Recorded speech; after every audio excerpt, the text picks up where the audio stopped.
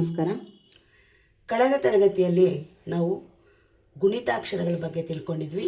ಈಗ ನಾವು ಒತ್ತಕ್ಷರಗಳ ಬಗ್ಗೆ ತಿಳ್ಕೊಳ್ಳೋಣ.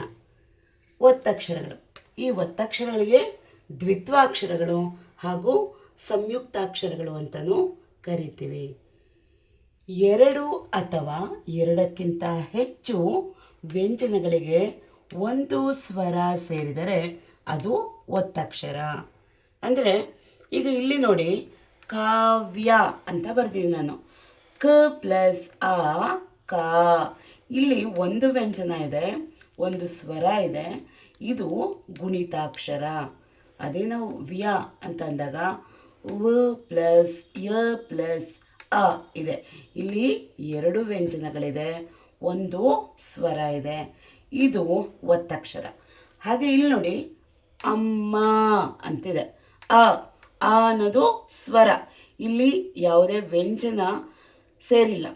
ಅದೇ ಇಲ್ಲಿ ಮ ಪ್ಲಸ್ ಆ ಅಂತೇಳಿ ಎರಡು ವ್ಯಂಜನಗಳಿದೆ, ಒಂದು ಸ್ವರ ಇದೆ, ಇದು ಒತ್ತಕ್ಷರ. ನಾವು ಈ ಒತ್ತಕ್ಷರವನ್ನು ದ್ವಿತ್ವಾಕ್ಷರ ಅಂತ ಯಾಕೆ ಕರಿತೀವಿ ಅಂತಂದರೆ, ದ್ವಿ ಅಂದರೆ ಎರಡು ಅಕ್ಷರಗಳು ಸೇರಿ, ಎರಡು ವ್ಯಂಜನಾಕ್ಷರಗಳು ಸೇರಿ ಒಂದು ಅಕ್ಷರ ಆಗೋದ್ರಿಂದ ದ್ವಿತ್ವಾಕ್ಷರ ಅಂತೀವಿ.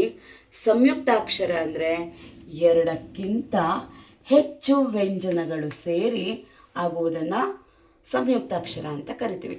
ಆದರೆ ನಾವು ಮಾಮೂಲಿಯಲ್ಲಿ ಬಳಸೋದು ಒತ್ತಕ್ಷರಗಳು.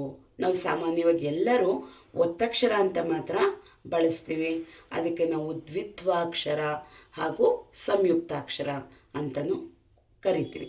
ಒತ್ತಕ್ಷರ ನಾವಿಲ್ಲಿ ನೋಡ್ಬೋದು, ಕ ಖ ಗ ಘ ನ್ಯ ಅಂತ ಇದೆ. ಕೆಳಗಡೆ ಏನು ಮಾಡಿದ್ದೀವಿ, ಅದೇ ರೂಪದ ಒತ್ತಕ್ಷರಗಳನ್ನು ನಾವಿಲ್ಲಿ ಬರೆದಿದ್ದೀವಿ. ಇದಕ್ಕೆ ತಲಕಟ್ಟು ಇಲ್ಲ. ಈ ಒತ್ತಕ್ಷರಗಳಿಗೆ ತಲಕಟ್ಟಿಲ್ಲ, ಆದರೆ ಅದೇ ರೂಪದ ಅಕ್ಷರಗಳನ್ನು ಕೆಳಗಡೆ ಬರೆದಿದ್ವಿ. ಈಗ ಕ ಅಂದಾಗ ಕ ಪ್ಲಸ್ ಅ ಇಲ್ಲಿ ಸೇರಿದೆ. ಅದೇ ಛ ಅಂದಾಗ ಛ ಪ್ಲಸ್ ಅ ಇಲ್ಲಿ ಸೇರಿದೆ. ಹೀಗೆ ನಾವು ಕಾಗೆ ಕಾವತ್ತು ಖ, ಖಾಗೆ ಖಾವತ್ತು ಖ, ಗಾಗೆ ಗಾವತ್ತು ಘ, ಘಾಗೆ ಘಾವತ್ತು ಘ, ನ್ಯಾಗೆ ನ್ಯಾವತ್ತು ನ್ಯ, ಛ ಛ ಝ ಝ ನ್ಯ, ಠ ಠ ಢ ಢ ಣ, ಥ ಥ ಧ ಧ ನ, ಪ ಫ ಬ ಭ ಮ, ಯ ರ ಲ ವ ಶ ಶ ಸ ಹ ಳ. ಹೀಗೆ ಈ ಒತ್ತಕ್ಷರಗಳನ್ನು ನಾವು ಉಚ್ಚಾರ ಮಾಡ್ತೀವಿ. ನೀವಿಲ್ಲಿ ನೋಡ್ತಾ ಇರ್ಬೋದು, ಎಲ್ಲ ಅಕ್ಷರಗಳಿಗೂ ಅದೇ ಅಕ್ಷರಗಳು ಒತ್ತಕ್ಷರಗಳಾಗಿ ಬಂದಿದ್ರೆ ತ ನ ಮ ಯ ರ ಲ. ಈ ಅಕ್ಷರಗಳಿಗೆ ಒತ್ತಕ್ಷರಗಳು ಭಿನ್ನ ರೂಪದಲ್ಲಿ ಬಂದಿದೆ. ನಾವು ತಾಗೆ ತಾ ಥರನೇ ಇಲ್ಲಿ ಬರೆದಿಲ್ಲ, ನಾಗೆ ನಾ ಥರನೇ ಇಲ್ಲಿ ಬರೆದಿಲ್ಲ, ಮಾತರ ಬರೆದಿಲ್ಲ. ಈ ಒತ್ತಕ್ಷರಗಳು ಭಿನ್ನ ರೂಪದಲ್ಲಿದೆ. ಅದರಲ್ಲೂ ನಾವು ರಾಗೆ ನೋಡೋದಾದರೆ ಎರಡು ಒತ್ತಕ್ಷರಗಳಿದೆ. ಇದನ್ನು ನಾವು ಅರ್ಕಾವತ್ತು ಅಂತ ಸಹ ಕರಿತೀವಿ. ಈ ಅಕ್ಷರಗಳು ಭಿನ್ನ ರೂಪದ ಒತ್ತಕ್ಷರಗಳು. ನಾವು ಇದನ್ನು ನೆನ್ಪಿಟ್ಕೋಬೇಕಂದ್ರೆ, ಈಗ ಯಾರಾದರೂ ಹುಡುಗ ತನ್ಮಯ ಅಂತ ಇರ್ತಾನೆ, ತನಮಯ ರಲ, ತನಮಯ ರಲ. ಇನ್ನೆರಡು ಅಕ್ಷರ ಹೆಚ್ಚಿಗೆ ನಾವು ಅದನ್ನು ನೆನ್ಪಿಟ್ಕೊಂಡ್ರೆ ತನಮಯ ರಲ. ಇದಕ್ಕೆ ಮಾತ್ರ ಭಿನ್ನ ರೂಪದ ಒತ್ತಕ್ಷರ ಇದೆ. ಅದರಲ್ಲೂ ರಾಗೆ ಅರ್ಕಾವತ್ತು ಅನ್ನೋದು ಒಂದು ಹೆಚ್ಚಿನ ಒತ್ತಕ್ಷರ ಇದೆ. ಒತ್ತಕ್ಷರಗಳಲ್ಲಿ ಎರಡು ವಿಧ ಇದೆ, ಸಜಾತಿಯ ಒತ್ತಕ್ಷರ ಹಾಗೂ ವಿಜಾತಿಯ ಸಂಯುಕ್ತಾಕ್ಷರ ಅಥವಾ ಒತ್ತಕ್ಷರ. ಸಜಾತಿಯ ಸಂಯುಕ್ತಾಕ್ಷರ ಅಥವಾ ಒತ್ತಕ್ಷರ ಅಂದ್ರೇನು?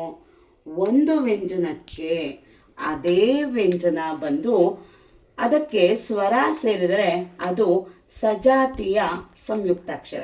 ಉದಾಹರಣೆಗೆ ಅಕ್ಕ, ಕ ಪ್ಲಸ್ ಅ. ಇಲ್ಲಿ ಈ ಕ ಪ್ಲಸ್ ಕ ಇದೆರಡು ಒಂದೇ ವ್ಯಂಜನ. ಅದೇ ರೀತಿ ಅಮ್ಮ, ಮ ಪ್ಲಸ್ ಅ ಬರುತ್ತೆ. ಅಪ್ಪ ಅಂದರೆ ಪಾಗೆ ಪಾವತ್ತೆ ಇದೆ. ಅಟ್ಟ, ಟಾಗೆ ಟಾವತ್ತೆ ಇದೆ. ಇದು ಸಜಾತಿಯ ಸಂಯುಕ್ತಾಕ್ಷರ ಅಥವಾ ಸಜಾತಿಯ ಒತ್ತಕ್ಷರ. ಹಾಗೆಯೇ ವಿಜಾತಿಯ ಸಂಯುಕ್ತಾಕ್ಷರ ಅಂದ್ರೇನು? ಬೇರೆ ಬೇರೆ ವ್ಯಂಜನಾಕ್ಷರಗಳು ಬಂದು ಅದಕ್ಕೆ ಸ್ವರ ಸೇರಿದರೆ ಅದು ವಿಜಾತಿಯ ಸಂಯುಕ್ತಾಕ್ಷರ. ಉದಾಹರಣೆ ಅನ್ಯ. ಇಲ್ಲಿ ಆ ಅನ್ನುವಂಥದ್ದು ಸ್ವರ, ನ ಪ್ಲಸ್ ಯ ಪ್ಲಸ್ ಅ. ನ ಅನ್ನುವಂತಹ ವ್ಯಂಜನನೇ ಬೇರೆ, ಯ ಅನ್ನುವಂತಹ ವ್ಯಂಜನನೇ ಬೇರೆ. ಇಲ್ಲಿ ನಾಗೆ ಯಾವತ್ತು ಬಂದಿದೆ, ಹಾಗಾಗಿ ಇದು ವಿಜಾತಿಯ ಸಂಯುಕ್ತಾಕ್ಷರ. ಹಾಗೆಯೇ ಕಾವ್ಯ, ವಾಗೆ ಯಾವತ್ತು ಬಂದಿದೆ. ರಸ್ತೆ, ಸಾಗೆ ತಾವತ್ತು ಬಂದಿದೆ. ಹೀಗೆ ವಿಜಾತಿಯ ಸಂಯುಕ್ತಾಕ್ಷರ ಅಂದರೆ ಬೇರೆ ಬೇರೆ ವ್ಯಂಜನಗಳಿಗೆ ಬೇರೆ ಬೇರೆ ವ್ಯಂಜನಗಳು ಬಂದು ಒತ್ತಕ್ಷರವಾಗೋದು ವಿಜಾತಿಯ ಸಂಯುಕ್ತಾಕ್ಷರ. ಇಲ್ಲಿಗೆ ಈ ಒತ್ತಕ್ಷರ ತರಗತಿ ಮುಗಿದಿದೆ. ಧನ್ಯವಾದಗಳು.